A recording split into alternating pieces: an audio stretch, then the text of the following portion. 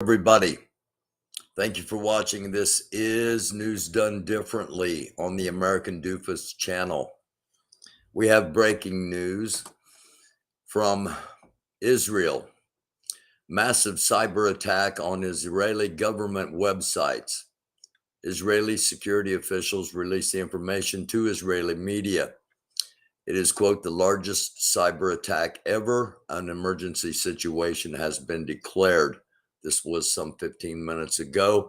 We will be updating this live on our extended version tonight at 10 p.m. Russia announces new strikes against Ukraine. This comes 20 minutes ago as well. Russia Defense Ministry has announced new strikes against Ukrainian military facilities and what Russia calls, quote, places of stay for foreign mercenaries. Meanwhile, Russia continues to bomb residential areas, schools, and hospitals. The BBC. It seems that at least one person with a British broadcasting company has been listening to the American Dufus show, and I thank you, and I thank your fellow workers. I got a direct mail that said, hey, we've used some of your stuff, so here's something you might want to know. And indeed, it is something that we do need to know. And I'm going to show it to you instead of just reading it to you. That's why it's a little bit of delay here. I wasn't going to show it to you. I was just going to read it to you. But I got this in my DMs. Mr. Abramovich, the Russian oligarch, formed a partnership with another firm to buy Slavlet. It's an oil company. But a rival Chinese company was planning to bid almost twice as much. Many powerful people from the Kremlin to the Russian parliament would have stood to lose out if the Chinese won the auction. I actually remember when this story came out and that Russia had won the auction for the rights to this company. But here's the rest of the story. The document says a member of the Chinese delegation was kidnapped when they arrived in Moscow for the auction. CNPC China company, a very strong competitor, had to withdraw from the auction after one of its representatives was kidnapped upon arrival at the Moscow airport and was released only after the company declared its withdrawal. I bring this up for a couple of reasons. Number one, it just once again shows the lack of trust that I believe is more than evident in anything that the Russian government says or does. And number two, it makes a legitimate question arise as to just how tight is this Russian-Chinese partnership going to be. And along those lines, I've got so much stuff here. That's why we've got to do an extended. Newsweek has just come out with a report less than an hour ago that China has green-lighted Russia to sanction Taiwan. Okay. This is on top of everything else that's going on, potentially negotiating wise.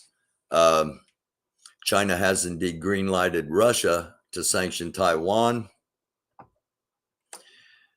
All of this matters because we're not in a world war. We are in a prelude to World War III. World war will not happen based on just what is going on in Ukraine. Even if it escalates, for it to be a world war, there has to be multiple fronts in multiple locations. And somebody is currently attacking Israel on a massive cyber scale. Russia is getting desperate, and Just to add to the desperation, Russia could default on its debt within days. I've been talking about the economic aspect of all this a little bit, in that Russia had been saying that they were going to pay their debt in rubles, which um, a ruble is worth less than half a penny at the moment in some situations. We talked about how Russia has a mass gold supply, but they are unable to sell it. Nobody's willing to buy it from them, and they've discounted the gold. So they're hurting financially. You can't eat gold. You can't eat oil. You can't eat gas.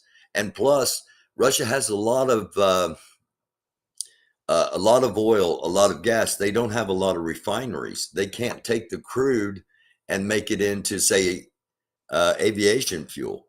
So they are going to be hurting all across the board, from military all the way down. And the longer it goes, the worse they're going to hurt, and the more desperate the situation becomes. Now, I've got two different reports. I've got one report that says China signals disinterest in Russians' weapons request.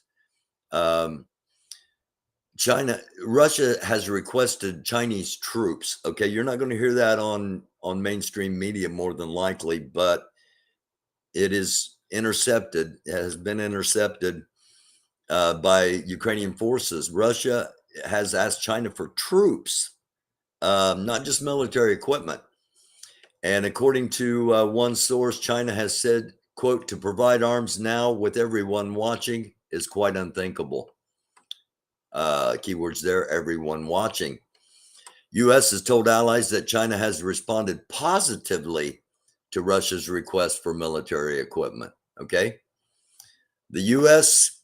government is telling the allies that China is saying yes, okay, to Russia. I'm getting intelligence that says just the opposite. So we'll find out how that plays out. Also, I'm getting intelligence that says the Chechens, and the Chechens are led by a warlord, which I'm going to get to in just the next story. The Chechens are now acting as Zagratorada.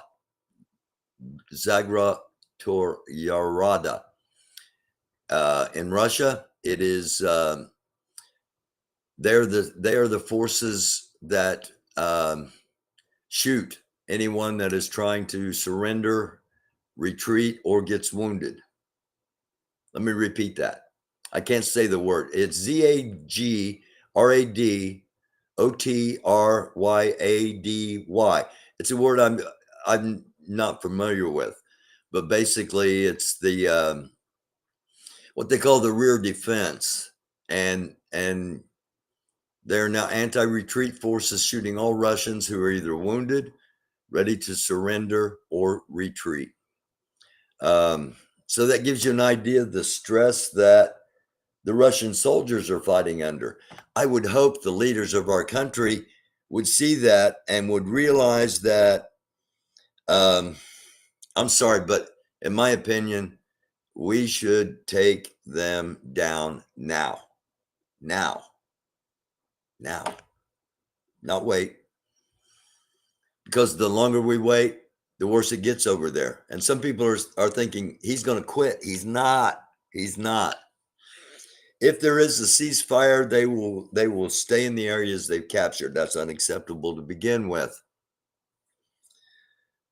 We'll talk all about this tonight. I want to get this update in a fairly quick amount of time so that people are able to watch it.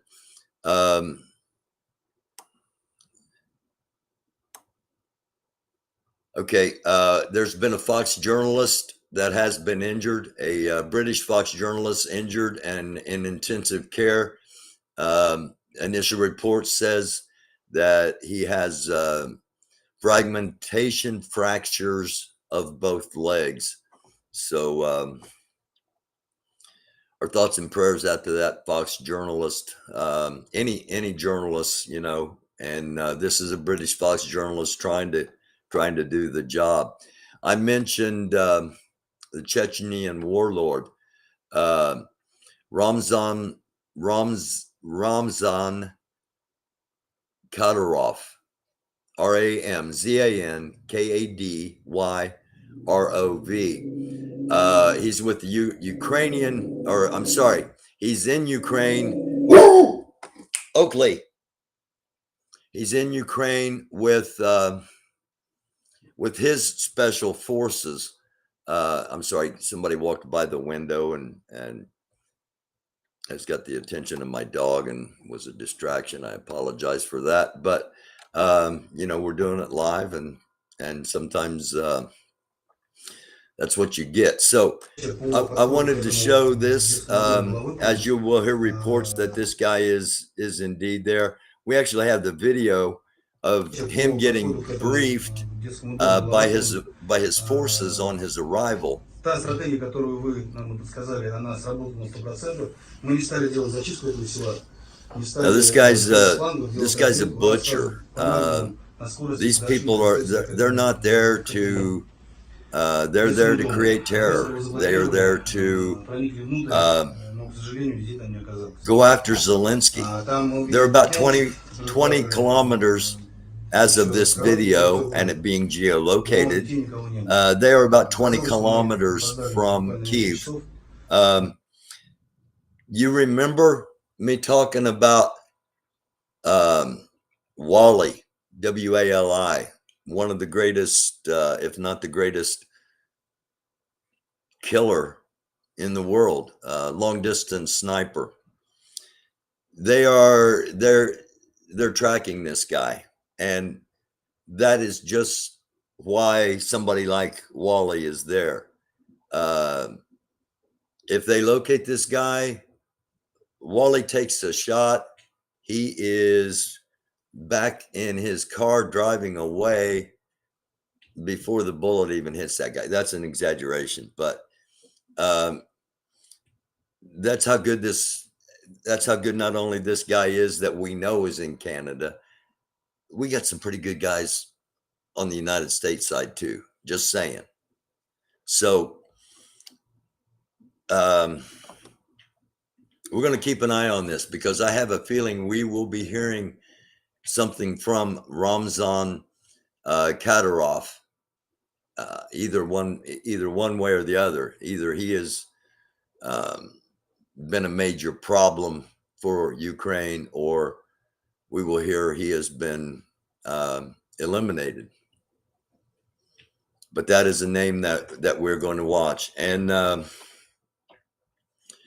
for our last story of this quick briefing, again, we're going to be on at 10 o'clock tonight, an extended version, and I will try to I'll try to take some questions and some communication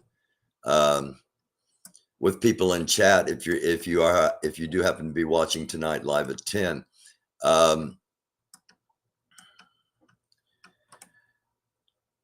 I got two stories I've got to do, and I'm going to do them both again tonight. I apologize, but they need to get out, and we need to make sure that people are aware of them.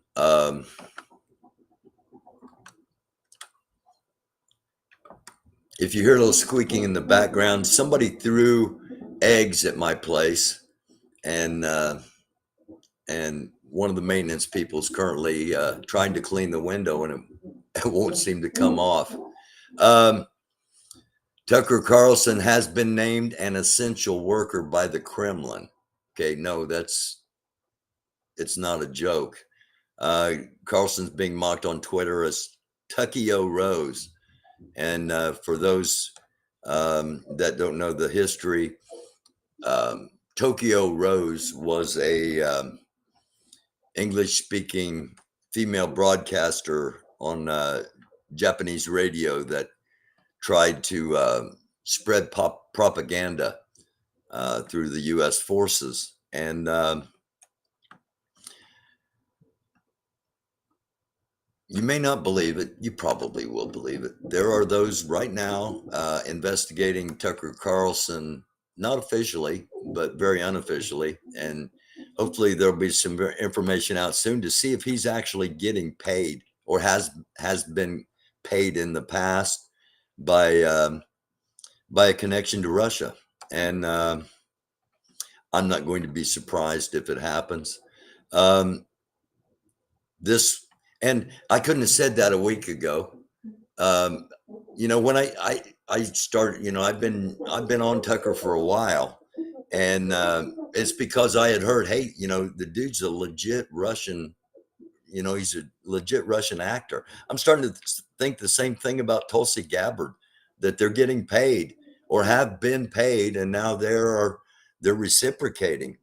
And I wouldn't have thought that, but that's why I started in on him, because I got the information. Dude is getting paid, so we're not letting up on that in any way, shape, or form. And the more information that I get, I will gladly and quickly share it with you. Hopefully he's, you know, hopefully I'm wrong on this, and he's just, you know, stirring the pot. He's a crap stirrer, and but what I'm about to play for you makes me concerned that there is so much more to this than, well, than you might think. I've kind of been on this for a while. It's also a matter. I've been on this for a while, but this is one of the most troubling things that that I've ever shared, and I've shared a bunch of stuff. I had the live when they were chanting "Lynch Mike Pence, lynch Mike Pence," and they had a gallows outside with a rope on it. That day, America almost fell. I'm just going to play this for you, and then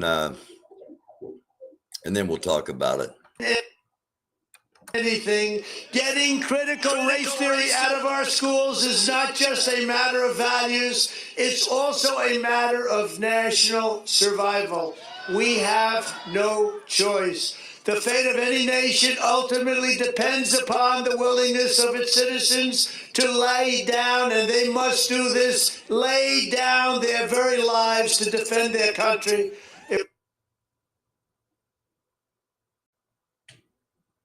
Trump's asking people to die for him. Now, he's using critical race theory as a cover. He doesn't know what critical race theory is. These white people sitting out there, none of them know what critical race theory is. If there's a black person sitting out there, they probably don't know what critical race theory is. Okay? He says, we got to get it out of our schools. It's not in our schools. Nowhere in the United States, in public high schools, is critical race theory taught as part of a curriculum. Okay? That's the first lie. Now he's telling his people that they are going to have to die for him. I'm going to play it again. And again, he doesn't know what critical race theory is. Actually the idea that there's an intertwine between the fact that somebody's race and the way they're treated in the criminal justice system might have an unequal connection. Okay, they don't want that taught. They don't want slavery taught. They want to erase history, just as the generation I grew up in, we didn't really know about what happened to the American Indians. Okay, we didn't know. We were shown on TV. Indians are bad. Cowboys are good. Cowboys win. Go play Cowboys and Indians, and you make the kids you don't like be the Indians. Think about that. That's how I was indoctrined as a kid. So they're wanting to take the idea that there was ever slavery and remove it from any teaching. Okay. The only reason he uses critical race theory is because it has the word race in it. Now, this is going, you know, you may not like hearing that, but the truth is not always something we like. Truth is not always something we're pleased with. Truth is not always something we're happy about. Sometimes the truth makes us realize that we could be in an incredible world of hurt if we as the United States of America don't pay attention. If we don't pay attention.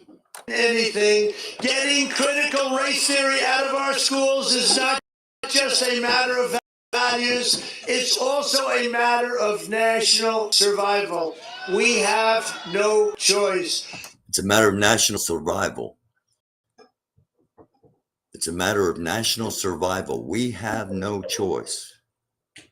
The idea that anybody but a white man is capable of making a decision is basically what he's telling all of us. And there are a bunch of people cheering it, but they don't know. Propaganda. They're still on the big lie. If you tell a big enough lie and you tell it often enough, people will believe it. Propaganda 101. We talk about it every episode.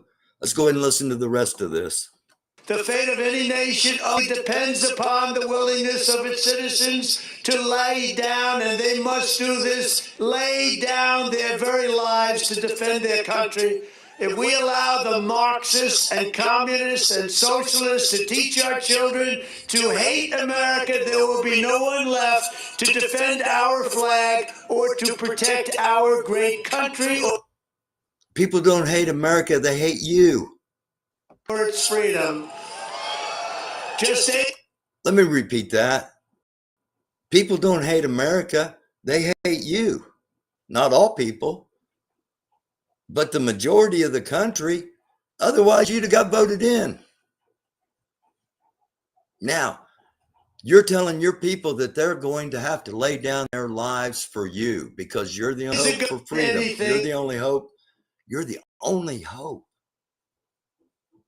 Man, if this doesn't compare to Hitler, if this doesn't compare to what Putin does, if you can't see that, I pray you get some salve, as they say in the Bible, so that you may no longer be blind. Getting critical theory out of our schools is not just a matter of values, it's also a matter of national survival. We have no choice. The fate of any nation ultimately depends upon the willingness of its citizens to lay down, and they must do this, lay down their very lives to defend their country. If we allow the Marxists and communists and socialists to teach our children. Here in Indiana, I can't speak for the rest of the country. Here in Indiana, a lot of the teachers are Republican. And those that aren't Republican are Democrats. There aren't any communists, aren't any socialists. People. To hate America, there will be no one left to defend our flag or to protect our great country or its freedom. Just days ago, anything.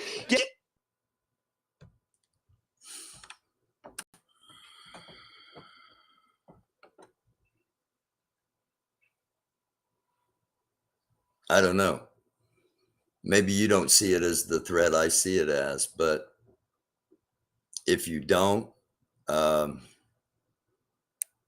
within a few weeks you will. Sadly, that is my prediction. Thanks for watching. This has been our afternoon update for Monday, the 14th. Actually, it's Pi Day, 314. So for all you mathematicians, happy Pi Day. For everybody else, go get a slice of apple, cherry, custard, pumpkin, coconut cream, whatever your favorite pie may be. We'll be back tonight at 10 o'clock with an extended episode. Thank you so much for watching. This is News Done Differently. I'm your host, Barry Welsh. Thank you again for watching. We'll see you tonight at 10.